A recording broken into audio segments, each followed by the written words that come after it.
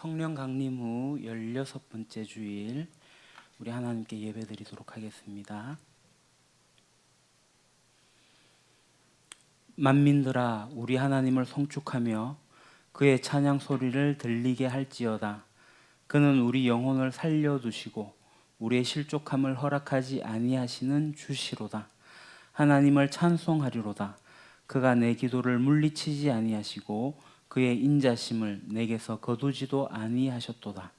하나님은 영이시니 예배하는 자가 영과 진리로 예배할지니라. 아멘.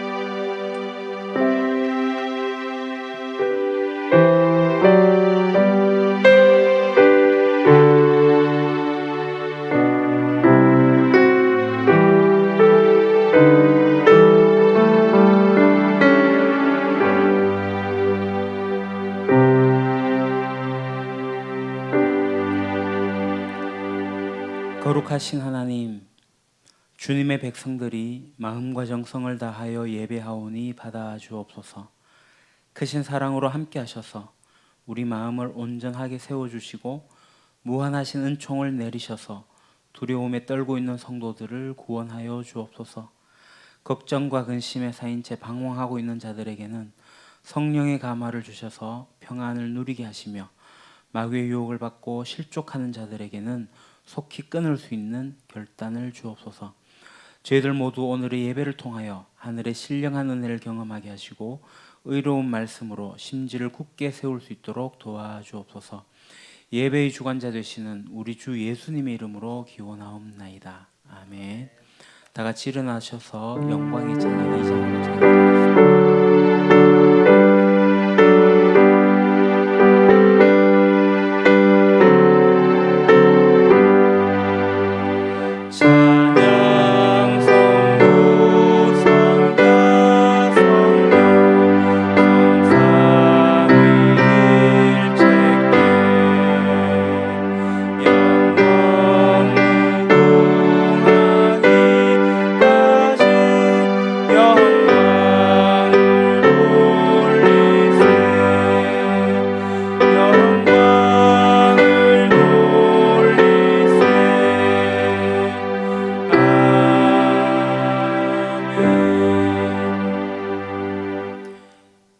겸손히 머리를 숙여 고백의 기도를 드리겠습니다. 사랑과 은혜가 풍성하신 하나님 아버지, 죄악 중에 묻혀 살던 저희들이 주님 앞에 나와 회개하며 용서를 빕니다. 주님은 살찐 양으로 드리는 제사보다 순종을 원한다 하셨으나 저희들은 형식적인 예배를 드리는 것에 만족하면서 진리의 근원이 되는 말씀에는 순종하기를 싫어했습니다. 성전 마당만 밟는 자 되지 말고 정의와 공의를 강같이 흐르게 하라 하셨는데 저희들은 하나님의 뜻을 실천하는 것은 소홀히 한 채로 오늘도 습관적으로 삶을 살아가고 있습니다. 하나님의 뜻은 거역하면서도 육신적의 목을 구하고 있지는 않는지요. 주의 종들을 통하여 말씀하시는 하나님의 말씀을 저희들이 깊이 새겨 듣게 하시고 하나님 말씀을 사모하며 왜곡된 신앙을 가지지 않도록 저희들을 이끌어 주시옵소서. 혹여나 우리에게 미신적이고 일그러진 신앙이 있다면 다 물리치게 하시고 저희들이 하나님을 향하여 바르게 그 길을 걸어갈 수 있도록 우리의 신앙을 세워 주시옵소서. 지금 이 시간은 하나님과 나만이 아는 죄를 생각하며 침묵 가운데 기도를 드리겠습니다.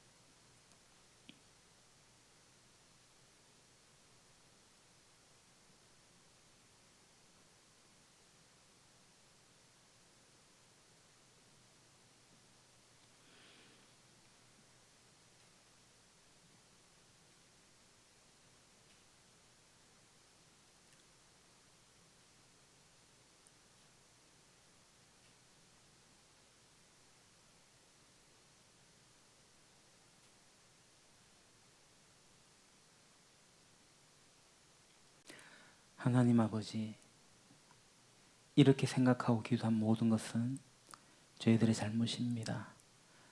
이 잘못 또한 예수 그리스도의 십자가의 보혈로 덮어주시니 그저 감사할 따름입니다. 하나님의 사람답게 이 세상 가운데 사랑을 실천하며 살아가는 저희들 되게 하소서. 예수님의 이름으로 기도드립니다. 아멘. 사함의 말씀입니다. 너희가 전에는 백성이 아니더니 이제는 하나님의 백성이요 전에는 긍휼을 얻지 못하였더니 이제는 긍휼을 얻은 자니라. 그러므로 이제 그리스도 예수 안에 있는 자에게는 결코 정죄함이 없느니라. 아멘. 사도신경으로 우리의 신앙을 고백하오니 나는 전능하신 아버지 하나님 천지의 창조주를 믿습니다. 나는 그의 유일하신 아들 우리 주 예수 그리스도를 믿습니다. 그는 성령으로 잉태되어 동정녀 마리아에게서 나시고 본디오 빌라도에게 고난을 받아 십자가에 못 박혀 죽으시고 장사된 지 사흘 만에 죽은 자 가운데서 다시 살아나셨으며 하늘에 오르시어 전능하신 아버지 하나님 우편에 앉아 계시다가 거기로부터 살아있는 자와 죽은 자를 심판하러 오십니다. 나는 성령을 믿으며 거룩한 공교회와 성도의 교제와 죄를 용서받는 것과 몸의 부활과 영생을 믿습니다. 아멘. 성시교독 교독문 47번 시편 105편의 말씀입니다. 찬송가 뒤편에 있는 교독문 47번 시편 105편의 말씀.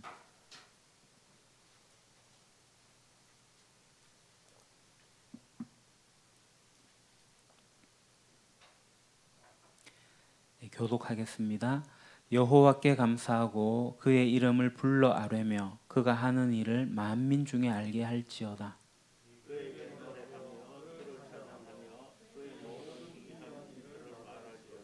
그의 거룩한 이름을 자랑하라. 여호와를 구하는 자들은 마음이 즐거울지로다.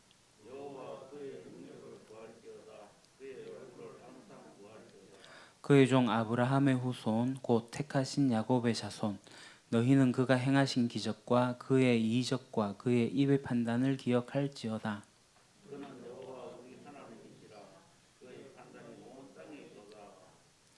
그는 그의 언약 곧 천대에 걸쳐 명령하신 말씀을 영원히 기억하셨으니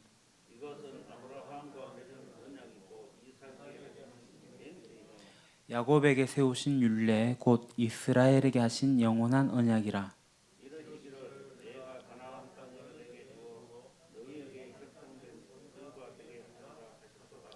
아멘. 사랑의 나눔 있는 곳에 찬양드립니다.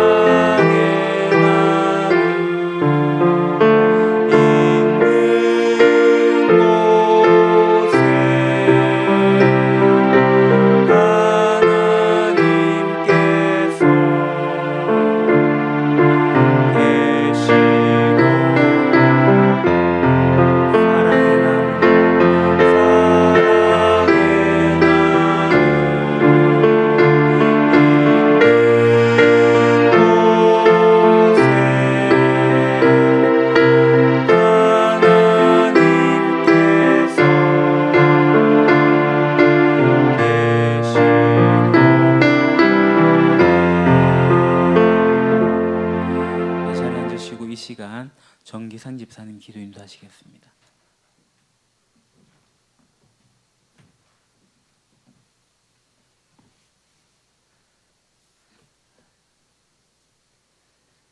거룩하신 하나님 무덥고 습한 한여름의 건강을 우리가 잘 살아갈 수 있도록 챙겨주시고 오곡백과가 풍성한 우리 가을을 주셔서 감사드립니다. 하나님은 원래는 다른 해보다 긴 장마의 폭우와 우리나라를 지나간 세 개의 태풍 때문에 가옥이 침수되고 농경지가 파손되어 수많은 수재민이 발생하였습니다. 재난을 당한 국민들 빠른 복구와 회복되어 될 수 있게 주님 도와주시고 일상생활에 차질이 없도록 하여 주시옵소서. 그리고 그들을 하나님 은혜와 사랑으로 보살펴 주시고 늘 행복한 가정을 될 수 있게 빨리 회복되게 도와주시옵소서.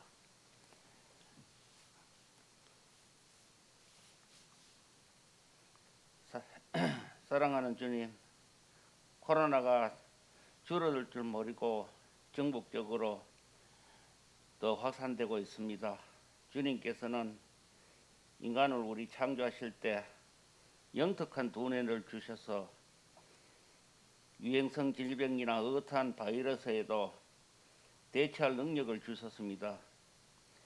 코로나 바이러스 백신이 하루빨리 개발되고 코로나가 없어져서 우리가 다시 옛날 수준의 생활로 돌아가게 하여 주시고 공동체 사랑하는 성도님들 건강과 가정에 복을 더해 주시고 항상 주님의 은혜와 사랑 안에서 생활하게 하여 주시옵소서. 그리고 다 함께 희생하는 사랑, 진실한 사랑, 구체적인 사랑, 중심 있는 사랑을 실천하여 유린교회 교인이라 하면 우대를 받고 우러러보는 우리 유린교회 교인이 되게 하여 주시옵소서. 모시는 목사님 건강을 챙겨주시고 가정에도 평안을 주시고 늘 함께 하여 주시옵소서. 주님, 우리가 교회에 올 때 빈손으로 오지 않고 예물을 준비하였습니다. 코로나 때문에 예배에 참석하지 못한 성도님들 은행 계좌로 예물을 드립니다. 예물을 드리는 손길마다 은혜와 복을 내려주셔서 더더욱 번창하고 발전하는 성도님들 되게 하여 주시고 이 예물이 하나님 나라의 큰 보탬이 될 수 있게 하여 주시옵소서. 지쳤을 때 네 뒤에서, 즐거울 땐 네 앞에서, 외로울 땐 네 옆에서 항상 같이 하는 공동체가 되고 하나님을 찾을 때 근심 걱정 사라지게 하여 주시옵소서. 거룩하신 우리 주 예수님의 이름으로 기도드립니다. 아멘.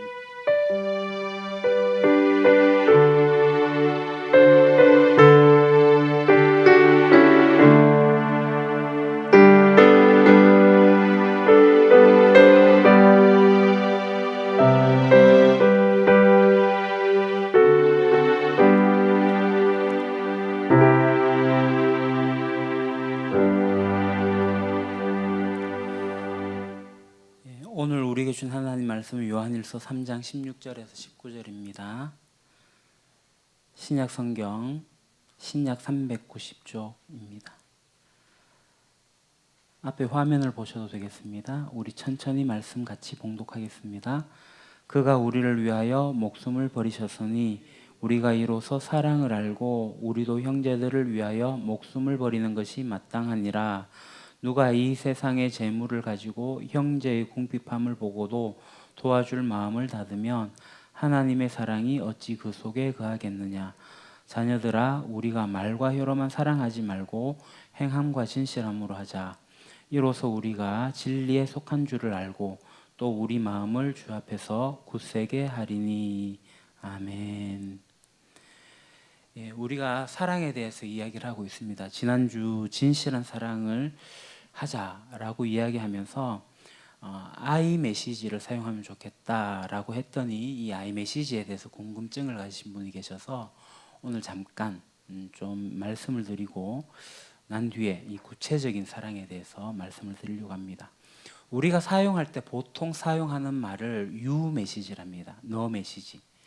너 메시지를 사용하지 말고 나 메시지, I 메시지를 사용하자. 이 I 메시지를 사용하자는 것은 상대방을 공격하거나 비난하지 말고 그러니까 내가 전할 말을 잘 전달하면서 오해와 갈등이 없게 그래서 관계를 잘 형성할 수 있도록 하는 게 이 I 메시지를 사용하는 방법입니다. 예를 들어 가지고 You 메시지는 이겁니다. 당신 왜 친절하지 못해요? 친절을 바라는 거잖아요. 왜 친절하지 못해요? 이렇게 하면은 듣는 사람이 기분 나빠요. 내가 뭐 친절하지 못했는데 이런 생각이 들어요. 그럴 때 이 말을 어떻게 하면 좋을까요? I 메시지를 바꾸면 이렇게 하면 됩니다. 나는 당신의 친절을 원합니다. 그럼 듣는 상대방이 기분이 나쁘진 않아요. 그러나 친절을 원하는 것은 동일합니다. 그래서 you 메시지가 아니라 I 메시지를 사용하는 거죠. 같은 말이라도 뉘앙스가 달라지는 겁니다. 제가 피곤해 있는데 아이가 찾아와서 막 제잘제잘 이야기합니다. 그때 you 메시지 쓰면 이거죠. 나 참 말 많구나. 나중에 얘기하자. 저리 가라. 그냥 아이가 이 얘기를 들으면 어떻게 해석할까요? 아빠한테 나는 귀찮은 존재구나. 그냥 아빠하고 단절되고 좌절하고 실망하겠죠. 그럴 때 이제 I 메시지를 어떻게 쓰면 될까요? 아빠한테 하고 싶은 말이 많구나. 지금 아빠가 몹시 피곤하니 나중에 이야기하자. 이렇게 하면 됩니다. 그러면 아이가 아빠가 피곤하시니까 편하게 해드려야지 하면서 이해하고 아빠를 사랑하게 되겠죠. 그러니까 우리가 아이한테 쓰는 곧잘 쓰는 말 이런 말 있잖아요. 공부 열심히 해. 이것도 you 메시지입니다. 이 말을 I 메시지로 바꾸면 어떻게 바꿀까요? 아빠는 네가 공부하는 거 보니 참 기뻐. 그냥 자기 이야기를 하는 거예요. 또 이런 상황이 있습니다. 꼬맹이가 길을 건너게 될 때 빨간불인데 막 건너가는 거예요. 그때 이제 무슨 말 할까요? 보통 부모님들이 엄마가 빨간불일 때 건너가지 말랬지. 너 왜 항상 엄마 말 안 들어? 이런 식의 반응을 하게 됩니다. 이게 다 you 메시지입니다. 그러면 이 순식간에 아이가 나쁜 아이가 돼요. 엄마 말을 듣지 않는. 요게 또 이제 사용하지 말아야 될 빈도 부사라는 게 있습니다. 맨날, 항상, 늘 이런 단어를 쓰면 안 됩니다. 그래서 I 메시지 쓸 때 세 가지 단서 포착, 단감반이라고 있거든요. 감정, 반응을 이야기하는 겁니다. 단서 포착. 얘가 과거에 빨간불에 많이 건넜다 할지라도 그거는 다 잊어버리고 지금의 상황, 네가 지금 빨간불일 때 건너려고 하는 것을 내가 보니, 이게 단서예요. 보니 감정을 이야기하는, 엄마가 걱정이 돼 사고가 날까 봐. 그 생각을 이야기하는 거죠. 그러니 우리는 초록불에 건너자. 그럼 아이가 알아들어요. 공격당하지 않아요. 비난받지 않아요. 그렇게 I 메시지를 사용하는 겁니다. 부부간의 대화를 좀 예를 들어 볼까요? 맞벌이 부부가 일을 다 마치고 이제 퇴근하고 집에 왔어요. 둘이 같이 와갖고 이제 아내가 이제 식사 준비한다고 남편에게 얘기합니다. 여보, 내 저녁 차릴 테니까 당신은 강아지 좀 산책시키고 와요. 그랬더니 남편이 소파에 기대면서 피곤해. 좀 이따 할게. 하면서 이렇게 있는 거예요. 그러니까 아내가 발끈하는 거죠. 당신만 피곤해요. 나도 피곤하다고요. 당신은 항상 피곤하다고 그렇게 얘기를 해요. 이런 식으로 이야기를 하는 거죠. 여기도 또 항상이란 말이 또 들어가요. 그럼 남편이 버럭 화내죠. 내가 언제 맨날 항상 피곤하다고 그래. 이 빈도 부사 때문에 발끈하는 경우들이 많습니다. 내가 산책을 안 나가겠다는 게 아니잖아. 조금 후에 간다니까. 당신은 늘 또 잔소리야. 또 이 늘이라는 잔소리라는 게 들어갑니다. 그러면 내가 언제 늘 잔소리했냐고. 그게 또 싸우는 거예요. 지금 이게 둘 다 you 메시지를 사용하고 있는 거예요. 서로 공격하고 비난하고 험 잡아내고. 그러니까 이 단서 포착이 필요합니다. 지금의 때, 지금의 상황, 그걸 보시라고요. 당신이 지금 소파에 기대어서 누워있는 모습을 내가 지금 보니까 이게 지금의 단서예요. 감정. 당신이 매우 피곤해 보이고 힘들어 보이네. 나도 당신이 피곤해 보이니까 나도 마음이 좀 짠하다. 내 감정 이야기하는, 너의 감정을 내가 이해하고 내가 그렇다라고 이야기하는 거예요. 그 다음에 반응을 이야기하는 거예요. 뭐죠? 그래도 강아지를 산책시켜야 하는데 나는 당신이 지금 산책시켜주면 고맙겠어. 내 생각을 이야기하는 거예요. 당신 어떻게 생각해? 그러면 남편이 화를 안 내요. 바로 할 수도 있고 나 지금 피곤하니까 조금 이따 갈게. 뭐 이런 식으로 이야기가 쉽게 흘러가는데 둘이 화내고 부부싸움 할 일은 없다는 겁니다. 제가 이런 예들을 실제 우리 교회 가운데 있었던 걸 좀 하려고 하다가 몇 가지를 준비했다가 싹 지워버렸습니다. 혹시 말하다가 누군가의 상처가 될까봐. 사랑하는 우리 유림 가족 여러분, 우리가 쉽게 던지는 말에 사람들이 상처를 받아요. 상처받은 사람은 그 사람과의 관계가 소원해집니다. 멀어집니다. 그러면서 크리스찬이니까 없는 걸로 해주지 뭐 하면서 잊어버리려고 하고 깔아앉혀 버려요. 문제를 해결하지 않고. 깔아앉아 있으면 이게 해결된 거냐? 나중에 이게 터져 나옵니다. 이 사건이. 그러니까 구정물은 가만히 놔두면 찌꺼기가 가라앉아서 위에 맑은 물이 나와요. 그런데 손가락을 휘저으면 다시 찌꺼기가 올라와서 뿌옇게 되어버리는 거예요. 그러니까 이 찌꺼기를 필터를 통해 가지고 걸러내야 됩니다. 그게 아이메시지를 사용하는 방법입니다. 그래서 대화를 할 때 이걸 하시면 안 돼요. 보시죠. 판단하는 거. 이 아이메시지 할 때 이렇게 사용하시면 됩니다. 먼저 단서를 포착하고 아니요. 단서를 포착하고 감정을 이야기할 때 내 감정만 이야기하기보다 너의 감정을 먼저 살피고 내 감정 이야기하고 그 다음에 생각, 반응을 이야기하는 거예요. 내 생각을 이야기하고 당신의 생각을 이야기하고 요 단간반을 좀 기억하셔가지고 이거 평상시에 계속 쓸 수 있는 방법은 아니지만 곧잘 사용하시기 바랍니다. 어떤 갈등의 상황에서 유메시를 쓰면 이 갈등은 증폭됩니다. 그러나 아이메시지를 쓰면 이 갈등이 사라지는 일이 있을 겁니다. 그래서 대화하실 때 판단하는 말 하지 마시고 비난하지도 마시고 강요도 하지 마시고 협박도 하지 마시고 또 뭐 있죠? 뭐 비교하고 당연시하는 그러니까 의무하고 합리화하는 이야기들을 하지 마십시오. 제가 당연시한다는 게 뭐죠? 내가 가지고 있는 기준이 있습니다. 인간이라면 마땅히 해야 할 이 일이 있는데 그것을 상대방에게 암묵적으로 강요하는 거예요. 이 마땅하다라는 게 표준이 아니에요. 거의 자기의 주관적인 생각이 마땅하다라는 생각이 있을 때가 있습니다. 그래서 그것을 당연시하는 거고요. 합리화한다는 게 뭐냐면은 자신의 언행이나 그 상황들을 이제 상대 때문으로 몰아붙이는 거예요. 그러니까 자신의 그 불편함의 자리에서 벗어나기 위해서 하는 게 이제 합리화인데 이런 겁니다. 네가 제대로 하면 내가 화를 왜 내겠어?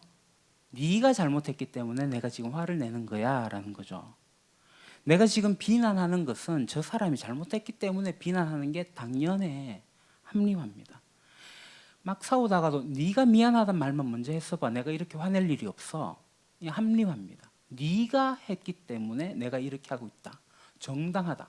합리적으로 내가 하고 있다. 당신이 그랬기 때문에 내가 지금 하는 거 당연해. 아닙니다. 또 비교하는 거 있죠. 뭐 형제를 둔 남매를 둔 자매를 둔 경우에 이제 너 동생을 봐봐. 너 오빠 봐봐. 오빠는 안 그래. 너 왜 그래? 이 비교입니다. 남편도 그렇죠. 당신 왜 그래? 옆집 누구 아빠는 안 그러는데 당신은 왜 그래요? 이 비교입니다. 교회에서 우리 모 집사님은 저러는데 왜 당신은 그래요? 이 비교입니다. 이 비교하면 안 됩니다. 판단하는 거. 당신 예전에 안 그랬는데 요즘 왜 그래? 이 판단하는 거예요. 내가 판단하는 거죠. 그러니까 이런 대화를 하지 마시고 일순간적으로 툭 튀어나오는 생각 이런 것들 함부로 막 하지 마시고 마음속에 있는 그 생각들을 정리해서 단서 포착, 감정, 반응을 가지고 잘 연습하는 이게 연습을 하셔야 됩니다. 잘 안 돼요. 저도 잘 안 됩니다. 연습을 해야지 가능합니다. 정말 중요한 게 이 단서 포착, 감정, 반응 이겁니다. 다시 한 번 더 하면 이 감정을 이야기하라고 했더니만 이런 이야기합니다. 나 당신 때문에 너무 힘들어요. 감정 이야기하잖아요. 내 감정 이야기해요. 내가 힘들어요. 당신 때문에. 이 비난입니다. 니 때문에. 내가 지금 힘든 거는 합리화시키는 거죠. 이 단서 포착을 빼면 그래요. 너 때문에 힘들어요가 아니라 당신이 그때 이런 말을 했을 때 이런 행동을 했을 때 그때 내가 힘들었어요. 단서를 꼭 집어넣으셔야 됩니다. 그렇게 해서 그때 이런 말을 했기 때문에 내가 힘들었는데 부드럽게 얘기해 주면 좋겠어요. 이런 식으로 얘기를 해주는 거예요. 자, 오늘 뭐 아이메시지를 강의하려고 제가 한 건 아니니까 여하튼 이걸 잘 연습하셔가지고 진실한 관계를 만들어 가시고 진실한 사랑하시면 좋겠습니다. 자, 그럼 오늘 이제 본론으로 들어갈까요? 오늘 본론의 서론 헬 조선 각자 도생. 한국에서 사는 게 지옥 같다라고 해서 헬조선이란 말을 씁니다. 뭐 들어보셨습니까? 좀 오래전 한 10여 년 전부터 나온 말인데요. 오늘날 청년들이 느끼고 있는 그러한 세상입니다. 청년들을 3포 세대, 5포 세대, 7포 세대, 뭐 9포, 10포 세대, 그러니까 포기한다는 거예요. 3개 포기하고 5개 포기하고 이제 10포, 10가지까지 포기한다. 그러니까 마지막 10포가 자기 생명 포기하는 거거든요. 그러한 세대를 오늘날의 청년의 세대라고 합니다. 사는 게 힘들어요. 뭐 청년들 뿐입니까? 중장년들도 조기 은퇴하죠. 노년의 빈곤, 뭐 한국 땅에 사는 게 참 힘든 세상입니다. 뭐 지금 뭐 코로나19 이 문제를 차치하고더라도 뭐 정규직과 비정규직의 문제는 항상 있고요. 노사 간의 갈등은 항상 있습니다. 이 세상은 하나가 되려고 하는 것 같지가 않습니다. 지속적으로 갈라지고 파괴한 일들이 계속해서 일어나요. 그래서 요즘 대한민국에 살아가는 사람들이 느끼는 것은 내 인생 누가 책임지지? 어느 누구도 책임지지 않는다. 결국 내 인생 내가 책임져야 된다. 이게 결론이에요. 각자 도생. 각자가 살아남아야 돼요. 예전에 차승원 씨하고 유해진 씨가 모 TV 프로그램에 나오셔가지고 대화를 한 적이 있습니다. 차승원 씨가 유해진 씨에게 이렇게 얘기를 해요. 우리 잘 늙어가야 돼. 재산도 어느 정도 있어야 되고 관계도 어느 정도 좋아야 되고 또 건강도 있어야 돼. 이것 중에서 어느 하나라도 빠지면 안 돼. 우리 정말 잘 늙어 나가야 된다. 이 늙어가 잘 늙는 게 쉬운 게 아니야. 정말 어려워라고 얘기를 합니다. 이걸 보면서 어떤 생각을 할 수 있을까요? 이 차승원 씨라는 굉장히 유명한 배우, 나름 성공했다라고 하는 사람 아니겠습니까? 그럼에도 불구하고 이분도 세상 사람들이 느끼는 이 무한 경쟁 사회 속에서 내가 잘 살 수 있을까 하는 고민이 있다는 거예요. 놀라운 것은요, 하나님 나라를 발견한 하나님 나라 백성들도 우리도 이와 같은 생각을 여전히 하고 있다는 겁니다. 우리도 나이가 그러니까 나이 들고 잘 살려면 돈도 어느 정도 있어야 되고 집도 어느 정도 돼야 되고 자녀의 학업도, 자녀의 취업도, 내 건강, 배우자의 건강, 그리고 나와 함께하는 주변과의 관계 등등, 뭐 이런 것들이 하나님 나라를 발견한 우리들에게도 있다는 겁니다. 그런데 이런 것들을 어느 누구도 해결해 주지 않고 이건 너의 몫이야. 네가 정해진 때에 20대면 20대, 30대면 30대, 40대면 40대 그때 해야 할 일들이 있는데 그중에서 뭐라도 하나도 빠지면 이게 안 돼 라는 메시지가 이 말에 있는 거예요. 그러다 보니까 이 이야기에 많이 이탈된 많은 사람들이 있는데 나는 나이가 됐는데도 뭐 집이 없어.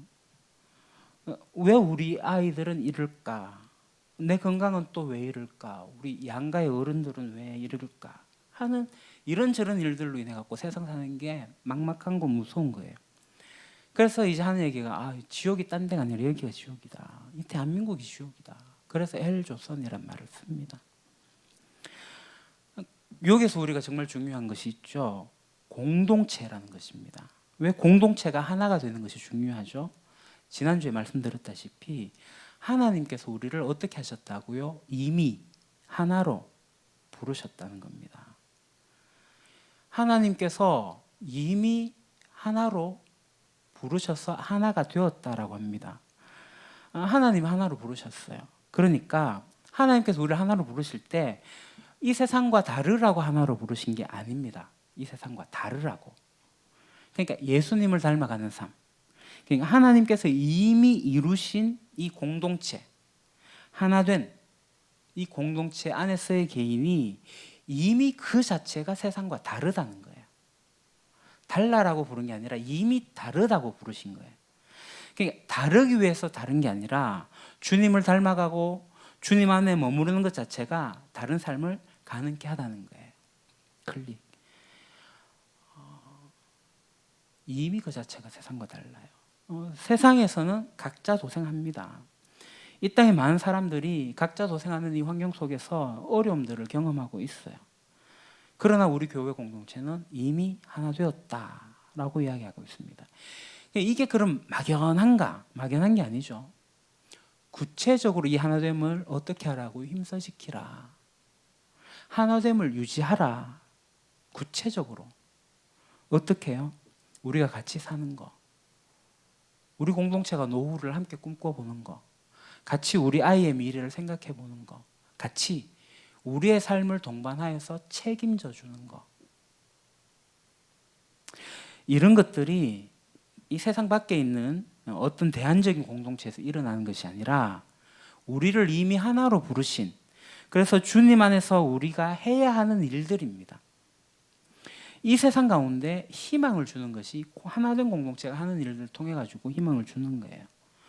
그러니까 교회가 돈이 많아서 세상을 구제하는 게 아니라 이 깨어진 세상, 각자 도생하는 세상에서 도대체 저들은 무엇이길래 아름답게 연합하고 더불어 하나 되어서 살아가는가? 그걸 보여주는 거예요. 그래서 우리가 꿈꾸는 것들 있지 않습니까? 우리 노후를 각자가 걱정하지 않는 거, 우리의 미래를 각자가 생각하지 않는 거, 우리의 삶을 영위하는 모든 부분에서 각자의 가정의 몫으로 돌려버리는 지 않는 것, 그것이 우리 공동체가 하나가 된다, 하나다라고 하는 그 부르심 가운데 우리가 있다라는 겁니다. 이게 굉장히 구체적인 내용이에요. 이 하나됨의 부르심, 하나되러 가신 그 말씀 우리가 구체적으로 반응을 해야 되는데 그것이 사랑입니다. 그래서 오늘 구체적인 사랑을 이야기하려고 합니다. 17절, 18절을 보겠습니다. 누구든지 세상 재물을 가지고 있으면서 자기 형제 자매의 궁핍함을 보고도 마음 문을 닫고 도와주지 않으면 어떻게 하나님의 사랑이 그 사람 속에 머물겠습니까? 자녀되니 여러분, 우리는 말이나 혀로 사랑하지 말고 행동과 진실함으로 사랑합시다. 누구든지 세상 재물을 가지고 있으면서 자기 형제 자매의 궁핍함을 보고도 마음 문을 닫고 도와주지 않으면 되겠나? 라고 하는 거예요. 그러니까 말과 혀로만 사랑하지 말고 행동과 진실함으로 하자는 거죠. 그러니까 구체적으로 사랑하자라는 겁니다. 구체적인 사랑을 펼쳐야 돼요. 제가 정말 조심하고 또 신중하게 하려고 하는 것들이 있는데 그게 뭐냐면 하고 난 뒤에 이 말을 꼭 지키려고 하는 게 있는데 그게 뭐냐 하면 이겁니다. 기도해 줄게. 많은 그리스도인들이 가장 쉽게 말로 때우는 말, 기도해 줄게. 누군가가 어려움을 겪고 있을 때 기도해 줄게. 정말 진실한 말이죠. 정말 좋은 말입니다. 그러고 나서 정말 기도하시나요? 얼마나 기도하시나요? 대부분 기도하지 않을 겁니다. 설령 기도해서 30초, 1분 채 하지 않을걸요. 그걸로 땜빵 했다라고 생각을 하는 거예요. 이게 뭐냐 하면 말로 하는 겁니다. 혀로 하는 거예요. 혀로. 예전에 10대들의 중재 간사 모임에 있을 때 황성교회 고정호 집사님이 이런 얘기를 한 적이 있습니다. 내가 기도해 줄게 라는 말을 하면서 기도하고 있지 않는 나를 발견했다. 그래서 내가 생각해낸 게 있는데 그런 말을 하지 말고 설령 그 말을 하고 나면 그 시간에 바로 기도를 해야 된다 라는 겁니다. 그래서 그분이 기도해 줄게 하면 바로 그 자리에서 기도를 합니다. 그때 제가 이제 청년의 때였으니까 저도 기도해 줄게라는 말을 썼지만 실제로 기도를 한 적이 잘 없어요.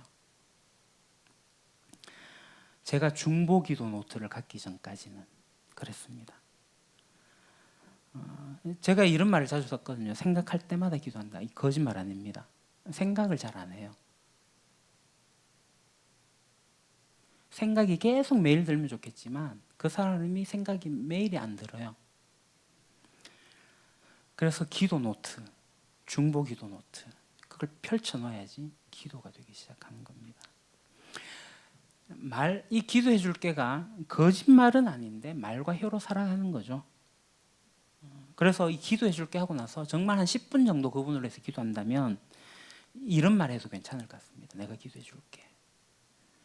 그렇지 않으면 말과 혀로 사랑하는 거고요. 정말 힘들어하는 사람이 있으면 만나서 커피 한 잔 같이 하고 같이 시간을 보내주고 하는 것이 좀 더 구체적인 사랑일 수 있습니다. 그러니까 사랑이라는 것은 구체성을 띄어야 됩니다. 그 희생을 해야 돼요. 나의 시간을, 나의 재정을. 그게 구체적으로 드러나야 됩니다. 예를 들어서 힘들게 지내시는 분을 보면서 식사 잘 챙겨 드세요. 몸 잘 챙기세요라고 이야기하죠. 한 번 정도, 두 번 정도 그렇게 이야기는 할 수 있습니다. 하지만 만날 때마다 식사 잘하세요. 잘 챙겨 드세요. 이거는 말과 해로 사랑하는 겁니다. 그냥 식사 대접 한번 하면 됩니다. 그러니까 말로 때우지 말고 밥 한 끼 챙겨 드리면 됩니다. 함께 시간을 보내주는 게 정말 사랑하는 거죠. 구체적으로 해야 되는 겁니다. 뭐 어느 교회에서 어떤 청년이 너무나도 약해져 가지고 고생하고 있을 때 교회 식구 한 사람이 보약을 해줬다라고 합니다. 그 형제가 이렇게 간증을 해요. 내 가족도 내한테 보약 한 채 지어준 적 없는데 내 몸이 허약하다고 보약을 지어주는 게 보니까 이 교회 정말 진실한 공동체구나. 이게 정말 가족이구나라는 걸 느꼈다는 겁니다. 이 가까이 있는 사람들을 실제적으로 돕는 것이 구체적인 사랑입니다.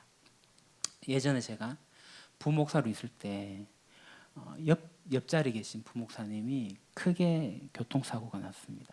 차가 전복되어서 수리비가 거의 900만 원 가까이. 그러니까 몸은 그나마 멀쩡했습니다. 이 소식을 듣고 나서 어느 분은 괜찮나? 아유 빗길인데 조심하지 그랬어. 이런 말을 하시고 말로 때우신 분도 계시고요. 또 어떤 분은 우황청 심한을 사가지고 목사님 탓에게 가가 그것을 갖다 드리기도 했어요. 이게 어떤 게 더 구체적인 사랑일까요? 두말하면 잔소리겠죠. 사랑은 입으로 때우는 거 아닙니다. 뭐 아시겠지만 저와 제 아내가 했던 일들 중에 어르신들 중에 이제 입맛이 없다 또는 뭐 성도님 중에 편찮으시다 그러면 죽을 한 번씩 서 드립니다. 직접 만들어서 드리기도 하고 사서 드리기도 하고 그렇습니다. 그래서 이제 이렇게 하면서 지난번에 교회 차원에서 죽을 만들자라고 했던 거고 그렇게 해서 이제 다 어른들에게 배달하기도 했습니다.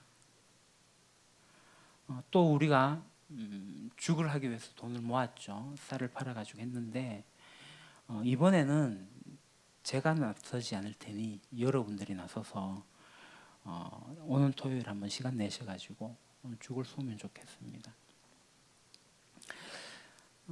그 청년 바보 의사라는 책이 있습니다. 그 1층에도 이제 안수현 씨에 대한 책이 나와 있는데요. 젊은 의사입니다. 많은 사람들에게 끊임없이 선물을 줬다고 합니다. 책, 음반, 설교 테이프, 그 필요한 사람에게 적절하게 모든 것을 나눠줬어요. 이 형제가 자신의 재정 중에 3분의 1 정도를 이렇게 나누었다고 합니다. 그렇게 해서 많은 사람들이 이분을 통해 가지고 위로도 받고 새로운 지혜를 얻기도 하고 방향을 찾아가는 것을 보고 이분이 굉장히 기쁘다라고 간증을 했죠. 이분이 요절을 했습니다. 수많은 사람들이 이분의 죽음 앞에서 애도를 했고요. 왜 그러냐면은 구체적인 사랑을 살아있을 때 실천을 했기 때문에 그렇죠. 외국에도 이런 일이 있습니다. 1935년 추운 겨울밤 뉴욕의 빈민가에 있었던 일입니다. 야간에 이제 법정을 맡고 있던 피오렐로 라과디아 판사 이야기입니다. 법정에 이제 누더기 옷을 입은 노파가 끌려왔어요. 빵 한 덩어리를 훔친 죄입니다. 노파가 울면서 선처를 호소했습니다. 사위란 놈은 딸을 버리고 도망갔고 딸은 아파 누워있고 손녀들은 굶주리고 있는데 내가 할 수 있는 게 그밖에 없었다. 제발 좀 용서해달라 선처를 했는데 빵 주인이 매정하게 비정하게 하지 않는 거예요. 판사가 고소 취하면 어떻겠는가? 아니요, 법대로 해달라. 어찌할 도리가 없는 거죠. 라가디아 이 판사가 한숨을 깊게 내쉬고 이렇게 선고합니다. 할머니, 법은 예외가 있을 수 없습니다. 당신은 벌을 받아야 합니다. 벌금 10달러를 내거나 아니면 열흘간 감옥에 가십시오. 그렇게 이제 선고를 내렸어요. 그리고 판사가 일어나더니만 자기 모자를 벗고 법관 모자를 벗고 자기 주머니에서 10달러를 거기에 넣었습니다. 그러면서 최종 판결을 내리죠. 여러분 여기 벌금 10달러가 있습니다. 할머니는 벌금을 완납했습니다. 나는 오늘 굶주린 손녀들에게 빵 한 조각을 먹이기 위해 도둑질을 해야 되는 이 비정한 도시에 살고 있는 여러분들의 죄를 물어서 여러분들이 50센트의 벌금을 내게 하겠습니다. 이 벌금형을 선고한 거예요. 그래서 그 모자를 법정 경찰관에게 주고 다 돌린 거죠. 그때 모인 돈이 57달러 50센트였다고 합니다. 대공황의 불황 속에서 작은 돈은 아니었습니다. 그래서 벌금 10달러를 빼고 47달러 50센트를 할머니 손에 쥐어줬죠. 그래서 뉴욕타임스가 이것을 그 다음날 보도를 했습니다. 빵을 훔쳐 손녀들을 먹이려 한 노파에게 47달러 50센트의 벌금이 전해지다. 얼굴이 불그락 푸르락 된 빵가게 주인과 법정에 있다가 갑자기 죄인이 되어버린 방청객 그리고 뉴욕 경찰들까지 벌금을 물어야 했다. 뉴욕에 공항이 있습니다. JF 존 케네디의 공항이 있고 하나가 이 라가디아 공항이에요. 뭐 케네디 대통령 이름을 딴 공항 뭐 알겠고 이 피렐로 라가디아 이 재판장 후에 이제 뉴욕의 시장이 됩니다. 삼선 시장이 되어서 뉴욕을 굉장히 아름답게 갖고 나갔죠. 그러니까 이분이 하는 얘기는 이겁니다. 누군가의 아픔을 외면하고 있는 거, 그거 죄라는 겁니다. 잘못됐다는 겁니다. 그러니까 누가 아프고 힘들어하는데 왜 방관하냐는 겁니다. 외면하지 말라는 거죠. 그래서 우리 유림교회가 하고 있는 게 지정헌금입니다. 지정헌금은 우리 교인 중에 누군가가 힘들어하는 것처럼 보이면 그 사람 앞으로 헌금을 하는 겁니다. 그러면 교회는 그 헌금을 모아서 그 사람에게 전달해요. 예를 들어서 누군가가 힘들어할 때 내가 직접적으로 얼마를 줄 수가 있습니다. 그 매우 구체적인 겁니다. 그러나 그럴 경우에는 받는 사람이 부담을 느낄 수가 있습니다.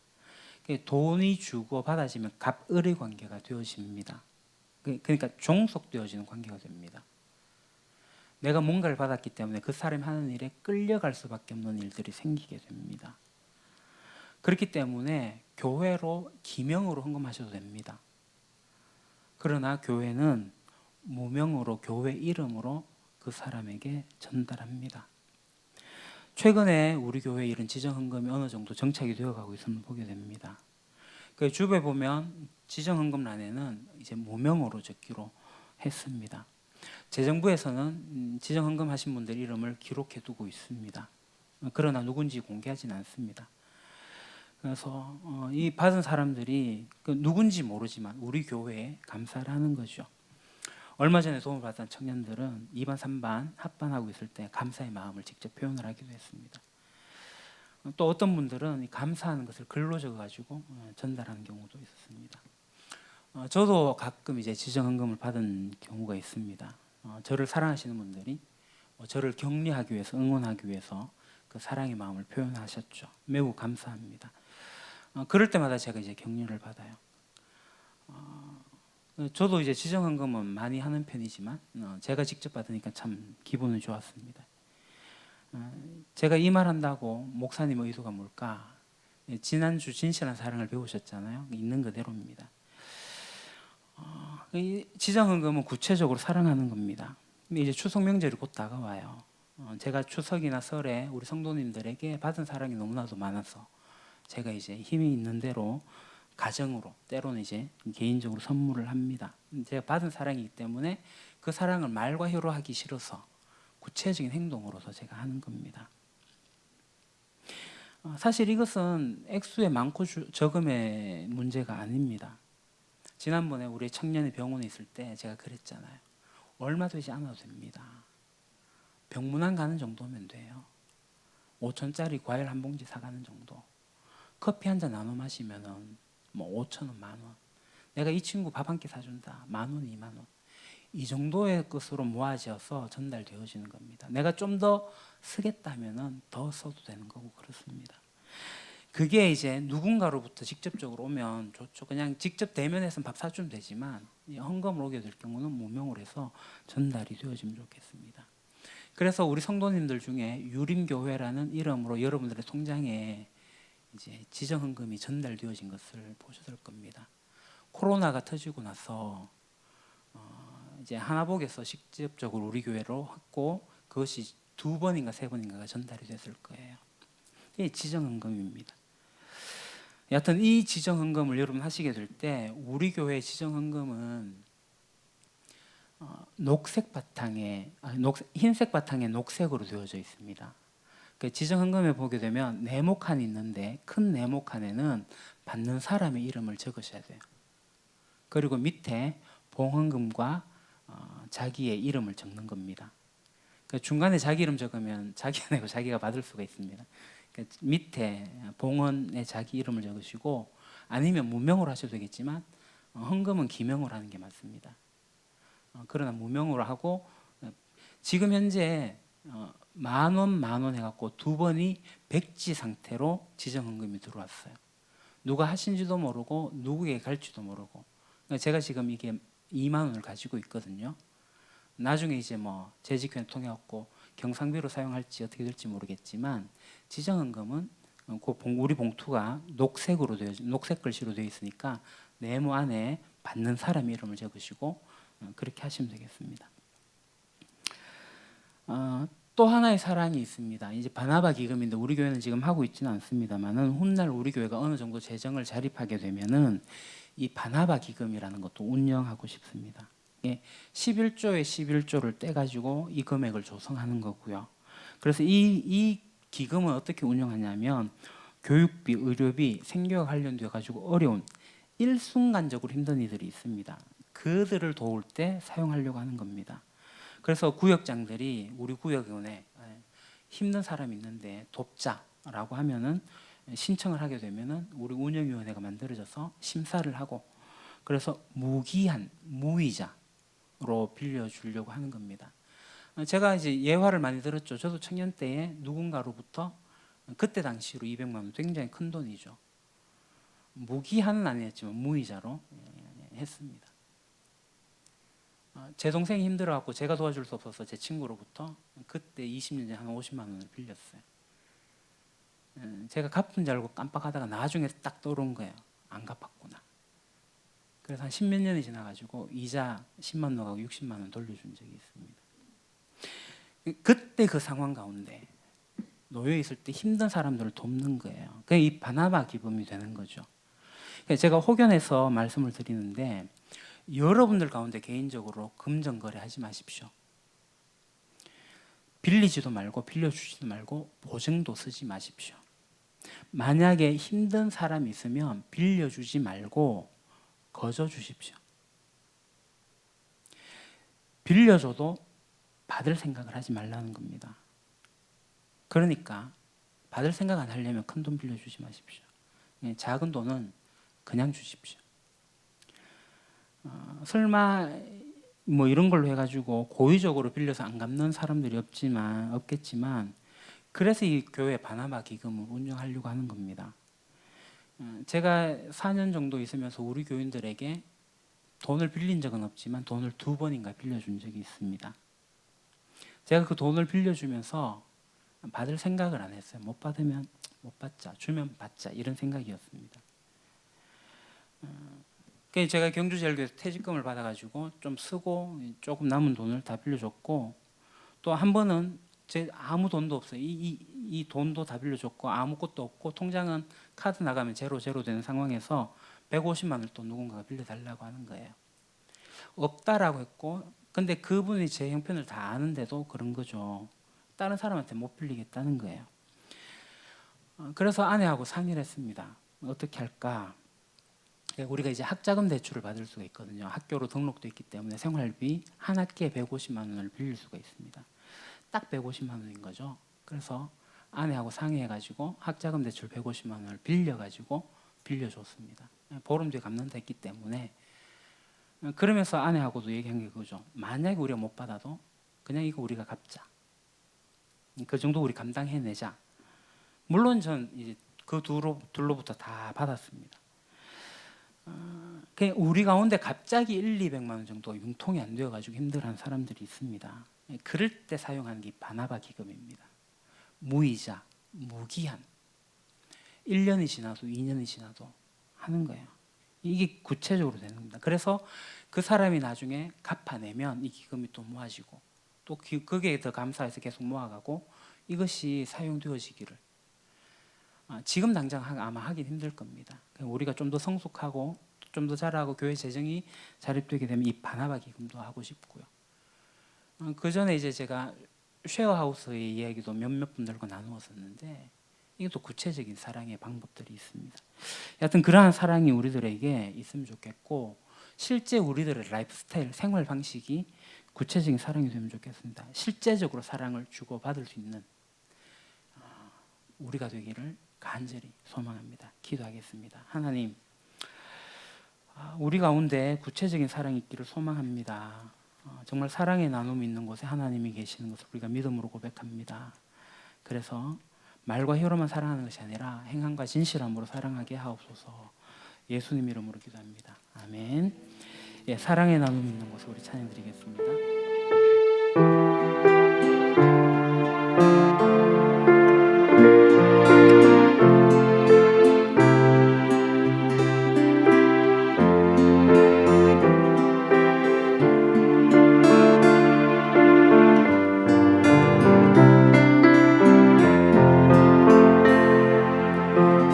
사랑의 나눔 있는 곳에 하나님께서 계시도다.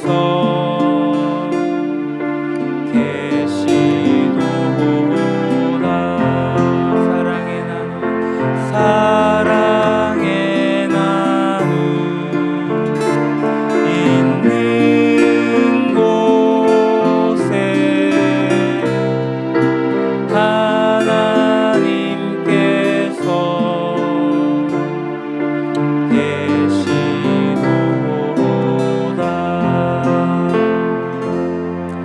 예, 교회 소식 전하겠습니다. 이달의 말씀 암송은 요한일서 3장 18절입니다. 같이 읽도록 하겠습니다. 자녀들아, 우리가 말과 혀로만 사랑하지 말고 행함과 진실함으로 하자. 예, 임시재직회 예배 후에 바로 시작하겠고요.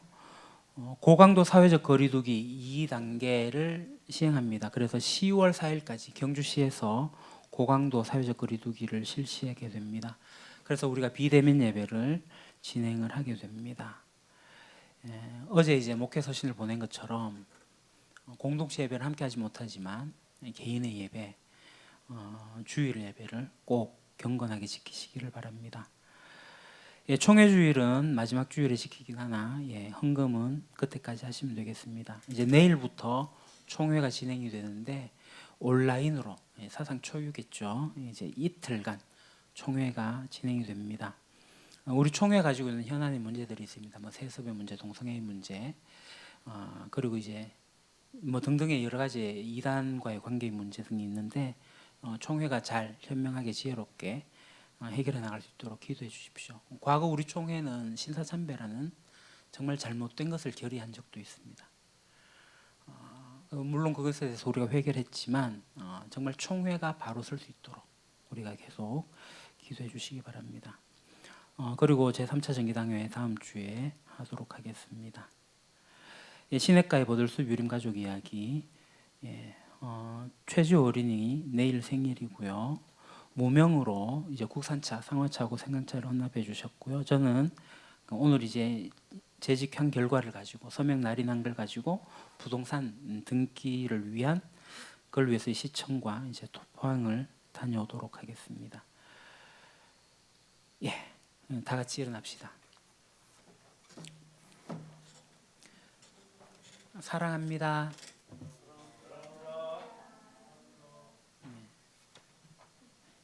뭐 가까이 손도 잡을 수 없고 눈으로 인사하지만 영상으로 시청하시는 예배드리는 우리 성도님들도 사랑합니다.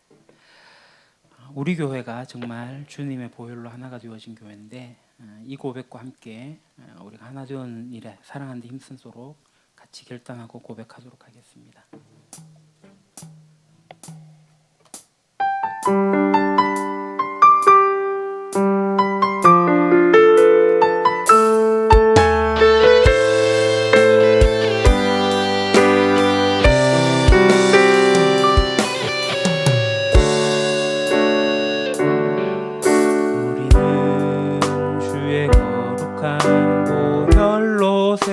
아버지 살아 숨쉬는 교회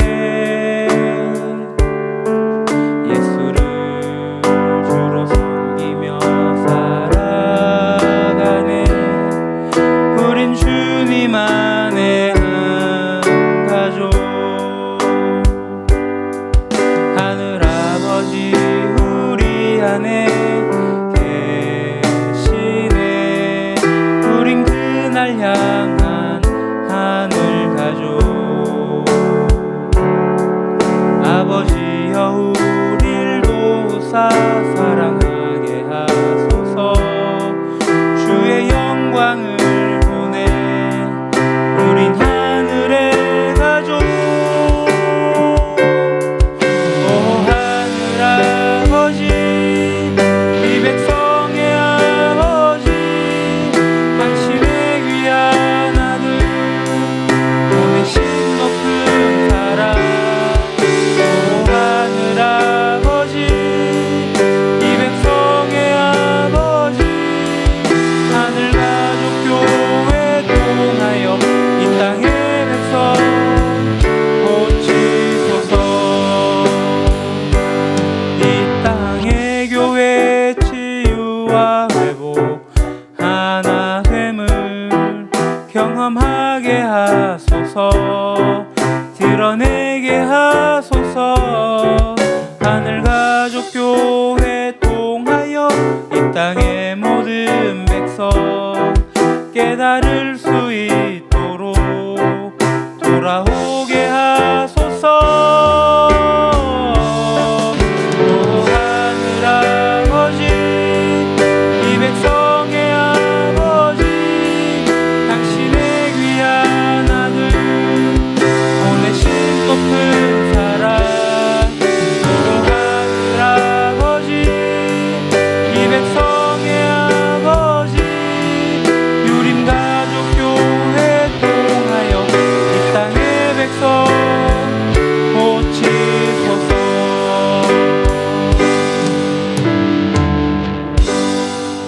이제는 주 예수 그리스도의 은혜와 아버지 하나님의 크신 사랑하심과 성령님의 감화 감동 교통하심이 이미 하나 되게 하셔서 우리가 힘써 지키라고 하신 하나님의 명령을 기억하며 우리 공동체 안에서 구체적인 사랑으로 하나가 되어지기로 다짐하는 여기에 모인 주의 백성들, 영상으로 예배 참여하는 성도들 모두에게 영원토록 함께 하시기를 간절히 축원하옵나이다. 아멘.